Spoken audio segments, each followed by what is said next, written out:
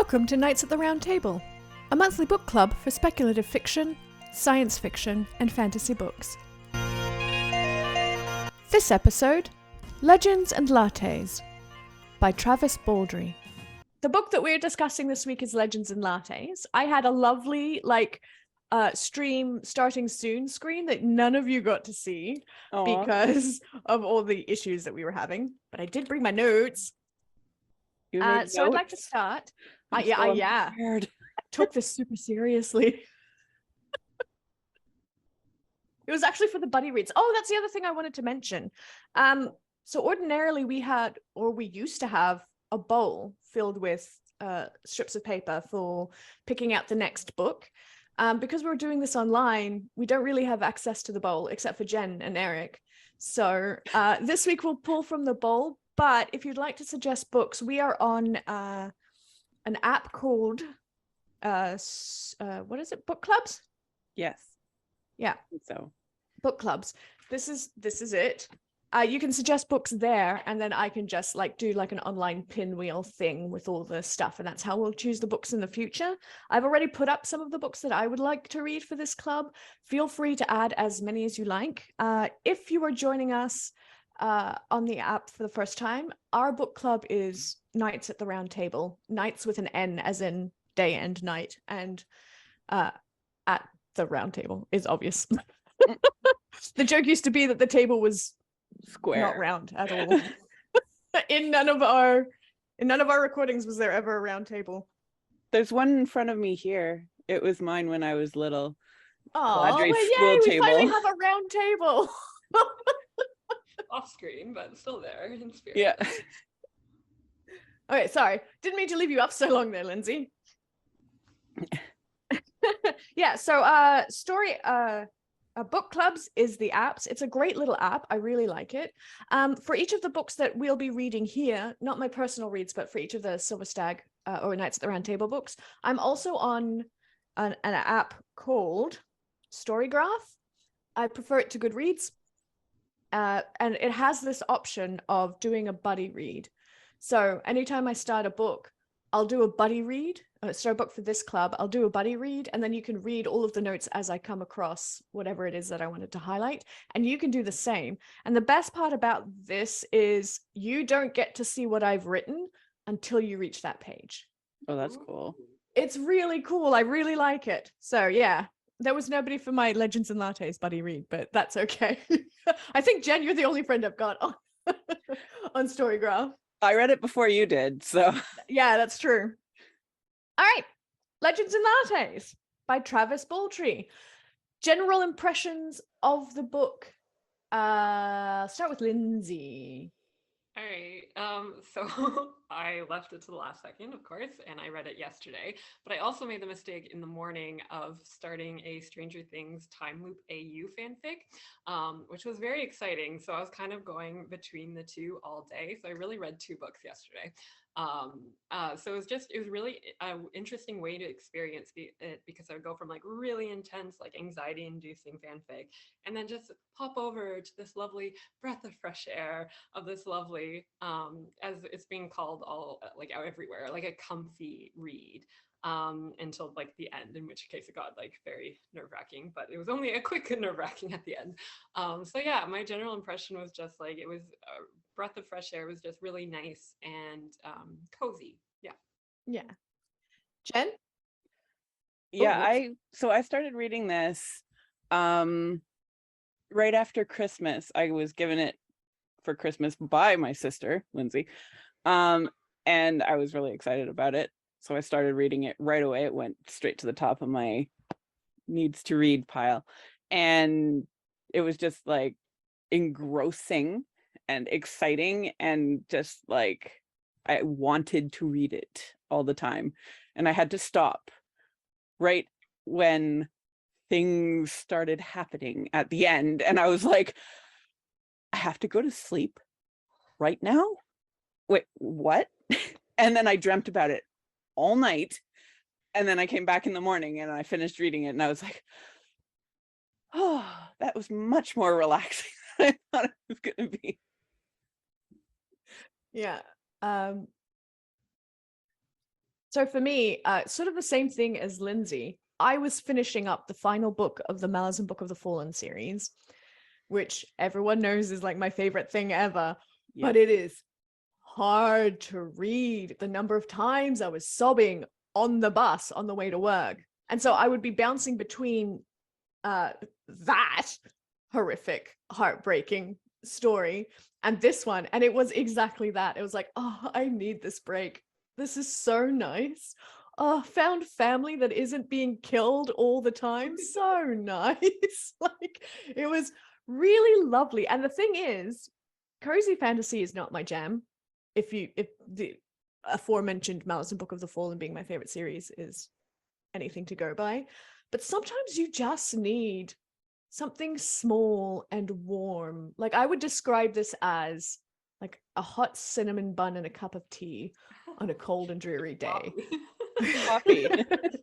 It was lovely. I really enjoyed it. So what are there anything, or is there anything, I can speak English, is there anything in particular that captured you with this book?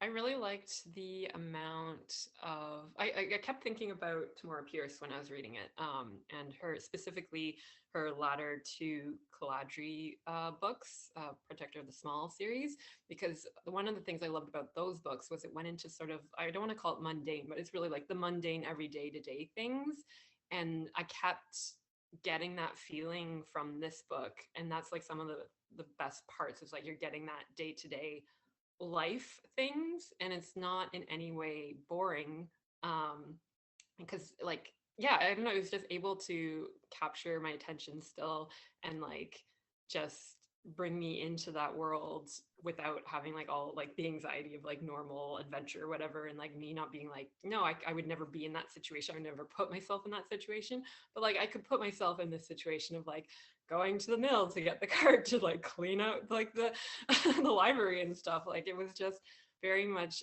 more of an escape, I think, than a lot of other books, because it was just the day-to-day domestic mundane things.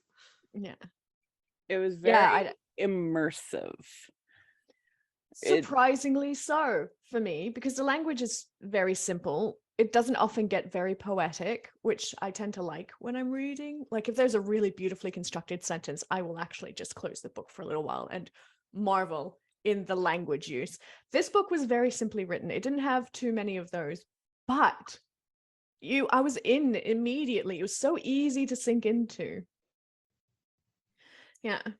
There were a couple of things that made me go, but I think that's because I'm far more cynical than any of the characters in it. Like, when Rune just shows up and is like, you left in a really crappy way, but that's okay, I like you. I'd be like, that would not be me. If somebody walked out on my little found family that I had, which was like Rune and all the adventurers with the exception of Finnis, I suppose, I'd be pissed. I'd be coming back for a pound of flesh. Like, you left us, what the fuck? Yeah, especially the way that Viv left, in the way. I would have just been absolutely heartbroken. There's no way I would have been as chill with any of it as Rune was. So when he showed up, I was just like, really though? Really? Yeah, and then I had to... Sorry, go ahead.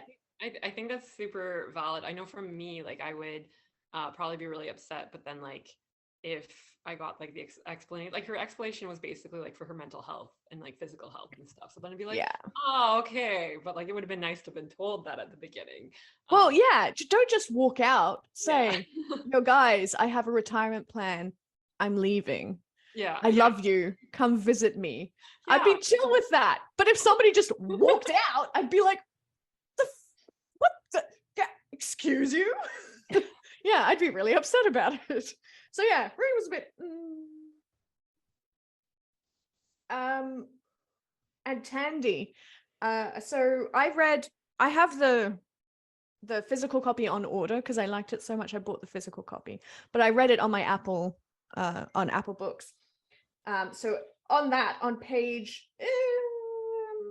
209, Viv just shows Tandy the location of the stone. And I get that they've known each other for a little while, but that's not something I would have done. No, again, because I'm way more cynical, I guess, than the characters in this book. I'd be like, that's for me. You can learn about it when it gets stolen. Nope, would not do. I think for me, for that section, it was more like she was starting to open up to her in like a more personal way and stuff. And like, because I think too, the stones seem to be weighing really like heavily on Viv's mind. That's true. It was a burden. That to bring someone in to sort of help carry that burden. Because yeah, I started noticing that she was like thinking about it more and more and more, and almost getting more reliant on the idea of it being there. So yeah, to me it made more sense, and also where she would like her thoughts were to do with Tandri and everything. That I was just like, yay, bringing someone else into the fold. Yeah, for real this time. Yeah. And that is like a thing we learn later with the stone, that it doesn't actually talk about an actual fortune, unless you count your friends as gold, which frankly, yeah they are. And I love that it like attracts like. So Viv, who is this hardened warrior who's killed so many things, it's not even funny. The thing about the stone, when you discover that it's not really about fortune at all, but it's that it attracts what's in your heart, my first thought was, oh, that's really sweet. Oh, Viv, you're lovely. Followed by, I love that for Fennis. Yeah. As I said, like there's no point in getting revenge because he's just going to draw those people to him, and then therefore exactly, and they're just all going to basically be at each other's throats the whole time. It's the stone is basically instant karma. Yeah. Personified. I started cluing in a little bit early that the stone wasn't like actual gold fortune type thing, because like she spent a lot of money. Like she wasn't getting amazing deals on things or freebies. Like she was like paying fairly, and sometimes above, like for the cardamom and stuff. So like I was like, hey, and then they weren't getting like a whole stream of customers. They like slowly built up. So I was like, the stone has nothing to do with the money. So I didn't clue in at all, because I was so happy with my cinnamon roll and tea that I was just like, yeah, sure, whatever. I'll just follow along. I didn't think too hard about it. They're just, yeah. I didn't think of it so much as money, but as like good luck. Like things went right. Yeah. For her, no matter what type thing. So I didn't clue in. Yeah, yeah, that was closer to what I was thinking. But then as soon as it was like attracts like, I was like, oh, yeah. So that's why Viv has all of these wonderful, trustworthy, lovely people around her.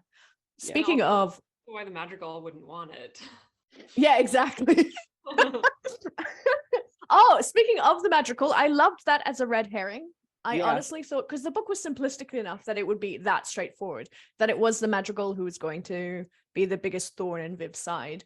Turns out it wasn't. Nice twist. Well done. I was not expecting that. And I like her as a person, generally speaking. Like, even though she does some shady stuff, she's pretty blunt about it. Yep. She doesn't, there are no tricks or anything. It's just like, give me money or bad things will happen. It's very straightforward. It's very out there. You know exactly where you are with the madrigal. And I appreciate that more than so many other kinds of people in books where you don't know where you stand. Well, and in life, to be honest. You don't know where you stand. You don't know what's going on. You don't know if they're stabbing you in the back. Like, she'd stab you in your face is the kind of woman the madrigal is. And I enjoyed that about her. Yeah. That was great. I really loved that red herring. It worked on me, I'm not ashamed to say. But again, like, this was such a warm book that I wasn't thinking too hard about it. Like, I wasn't doing any wild theories like you do with some books. There wasn't any like world lore that there was to dig into very deeply to figure out what was actually going on the way some books do. It was just nice. The only thing I was looking deeply into was what each of the pastries would be called in real life. Oh, yeah, like the chocolate croissant. Yeah. what's the name of that? There was a cinnamon bun. Biscotti Yeah, the and biscotti. cinnamon roll. Yeah. Oh, speaking of the baked goods, how adorable was Thimble? Thimble Yes. was my diehard all favorite for Same, sure. hard same. And when he like said a full sentence, I was like, yay, he's opening up for them. My favorite was the bard, but Oh yeah, that makes perfect sense. Like the quarry worker bard. yeah. Who was doing some experimental music. Yeah. That was great. Yeah, no, I loved Thimble. Like when he saw his new kitchen at the end of the book, I was just like, oh, I'm so happy for you, Thimble. It was adorable. When Cal originally came about the new stove and he's like, yeah, there's not going to be enough room. I was like, oh, but Thimble Poor was just be like, Thimble. it's okay, I'll deal. Oh, yeah. I was just so glad that she hadn't ordered the stove and had it brought in before everything. Oh yeah, happened. before everything happened. Yeah, I mean, this is not a spoiler-free. The idea is you've read the book by now. That's true. So if you want to say it, you can say it. When everything went up in flames. Yeah. Literally. Yeah. Those flames were terrifying. The fact that they were magic flames. So like yeah, everything was just and water like, didn't work, right? It just evaporated before it even touched the flames. yeah. I was just like following it too, because like with the madrigal and stuff, they're like, oh well, they can just set the place on fire, and I was like, please no, like fire and me, it's one of my big fears. So I was like, no. And then when it wasn't the madrigal, that was Fennis, I was just like, there was at least 3 times they mentioned fire, and I was just like, no. And then it wasn't okay. I do like the way that they talked about the post-fire depression that Viv sort of sank in. It was very the way depression feels for me, like very hazy and nebulous, and you don't really remember what's going on, and it doesn't really register. It was really well done for how simply it was written. mm-hmm. Like it, yeah, I'm like, oh yeah, Viv, I get it. I'm sorry. And I couldn't imagine having worked all my life doing things that don't really, well, I'm doing it now actually. But really hard physical labor, killing things all the time to save up for this little corner of paradise that you have to build up only to have it torn down in a night. I would be utterly wrecked. There's no way. Yeah. But I didn't cry. I did. I'd saved all my tears for a different book. I cried. Oh. I'm really happy that Tandy was there. Yeah. For Viv. That's a really beautiful relationship there. Because it didn't start out the way that a lot of relationships in books, like it wasn't girl meets girl and they lock eyes from across the room and suddenly it was instant. It wasn't like that at all, and I really appreciated that. Like it came from a different place and I liked it. Yeah. The book has a lot of really good humor in it. Definitely. One of my favorites is the line, I mean, he is an enormous dick. I did just like burst out laughing in the middle of my lunch break, but it was great. I think and also, sorry? It helped like bringing in some like of our modern slang into like this fantasy setting, so it was kind of like yeah. But it did it without pulling you out of the world, because sometimes when that happens you get dragged out of the world and you're like, what the but this, it felt perfectly natural a little bit and just made it funnier. I was like yeah. I did have another little to myself, but it's only because when Darius says, I used to be an adventurer like you, then I took an arrow to the knee. That's how I finished it. Yeah, that's how I finished it. It was exactly the right phrasing, and I was like, that's a Skyrim reference in case you didn't get it. Oh, yeah, it's been memed 1,000 times. Sorry, Lindsay, yeah, it's a Skyrim. every so often you'll come across an NPC guard who'll be like, I used to be an adventurer like you, then I took an arrow to the knee. And it became memed, like it was memed to hell. And so when I read that exact phrase, I was like, then I took an arrow to the knee. Darius was really confusing to me because I felt like he was time traveling and like I think he was traveling backwards in time. Yeah, so like he came from future and was working backwards. I told Eric about this character because I was like, he reads like one of your time travelers. And he's like, yeah, once he finally did get around to reading it, he's like, yep, it does. I just didn't understand like the why behind having that happen, like because he wasn't really integral to the story. So I'm like, is it gonna be in like a sequel or something? Like it just felt like a really plot heavy type of thing to happen that then didn't play out in any way other than giving like hints that you're gonna be happy. So it just confused me, and I was like, what, why are we bringing in time travel? Yo, I did not pick up on that at all. I just thought that he was particularly prescient. Whoops. I felt like he was the self-insert for the author. Oh yeah, might have been. Yeah, I can definitely see that. Okay, I like that better then. Than the time travel? Like he's just no, he was time traveling backwards. Oh. I just like that idea behind it, so then it's not just like we're bringing in this random concept for no reason that's not going to like play out, as opposed to like a self-insert character. Then I'm like, okay, yeah. It was just another like little mystery. Like, why is he playing by himself? Nobody moves the other side. Like, ooh, this is different than the quirky customer that comes to the place. There's always a quirky customer. Well, I mean, all the customers are relatively quirky. They don't go into detail as much. No, that's true. I have to say, I really loved Lainey, the neighbor. She was hilarious. I like how supportive she was, even though she didn't like want coffee. She still like paid and made. She still paid and then just left a coffee on the table. I was like, oh, that's cute. I also like that she was such like a sticky beak, as elderly neighbors sometimes tend to be. And one of my favorite phrases illustrating that was really early on in the book, where Viv sees her sweeping her porch again. And the phrase was, attacking what Viv had to imagine was the cleanest stoop in the entire territory. I was like, that's great. I love all of these characters were lovely, really, except for Fennis. I like how there was almost like of friendly rivalry between Lack and Viv after a bit.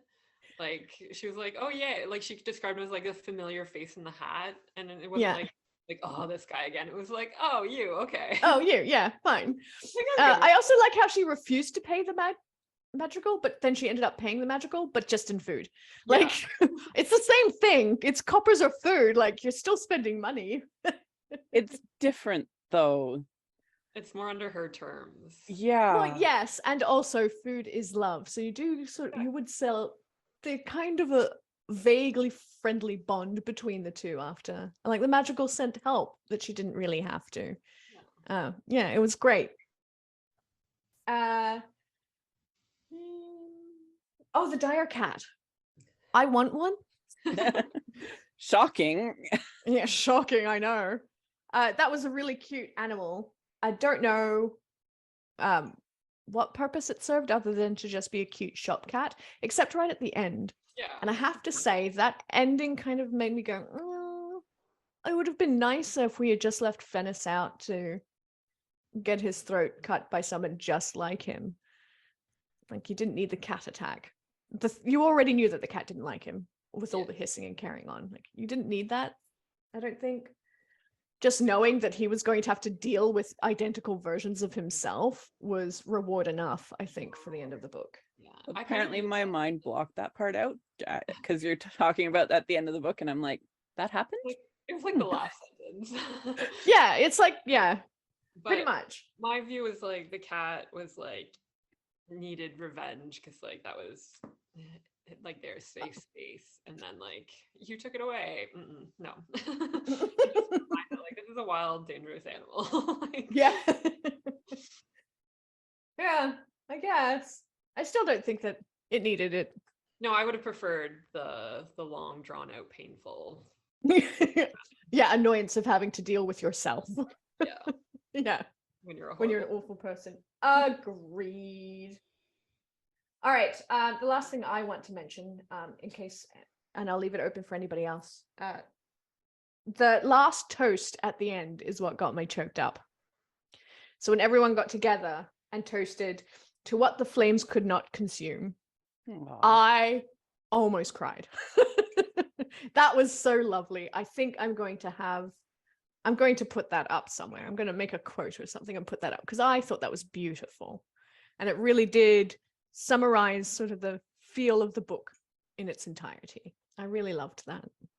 Yeah, and it kind of puts more emphasis on how the people in your life are more important than possessions and stuff, and just Exactly. Than the things in your life. Yeah. Yeah, it was quite nice. All right.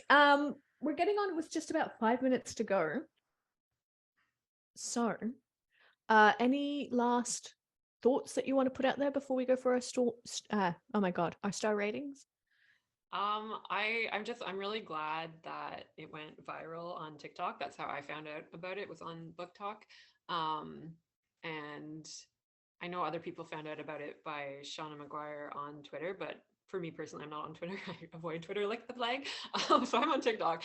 And yeah, I'm really glad I found it. And then I found it like in, I think, June or maybe even earlier. And then I had to wait till November for Canada to get the printed copy. So I kept seeing people in the UK being like, look at my lovely hardcover copy from Waterstones. And oh, look at my lovely US Barnes & Noble exclusive one. I'm like, I just want the paperback from Indigo, like, please. So I waited a really long time for it, and it was worth the wait.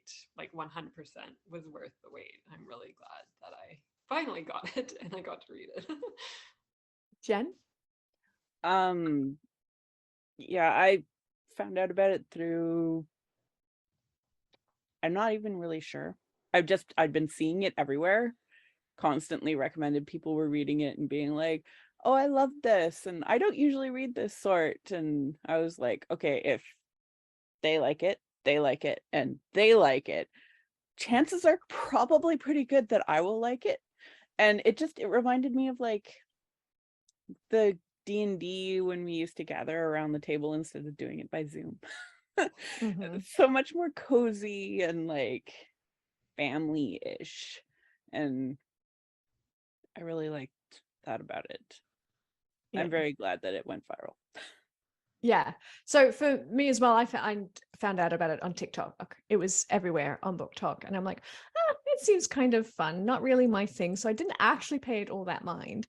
And so when it was suggested for the first book of this, I was like, you know what? It's not what I would normally read. And this is an opportunity to read outside of what I normally read. I mean, it is fantasy. So there's that. I do normally read fantasy, but cozy is not my thing. And I'm really glad I picked it up because I needed it. It's got a lot of things that I love. Found family. I absolutely adore found family stories. Cute little rats that can make pastries. And also a main character that suffers from back pain. Boy, was that relatable. Oh my God. Are you kidding? Like, yeah. Every time she's like, oh, my back, I'm like, yeah, I feel you. I get it. Same though.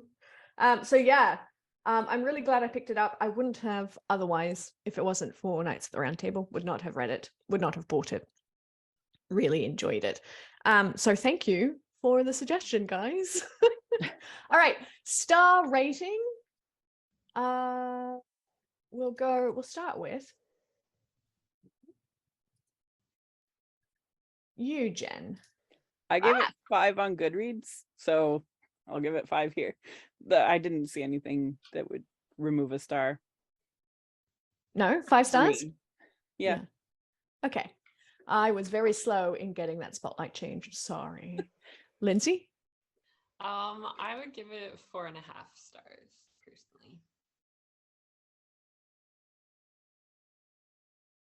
personally. So for myself, I gave it 3 3/4 stars because you can do that on what was it, Storygraph.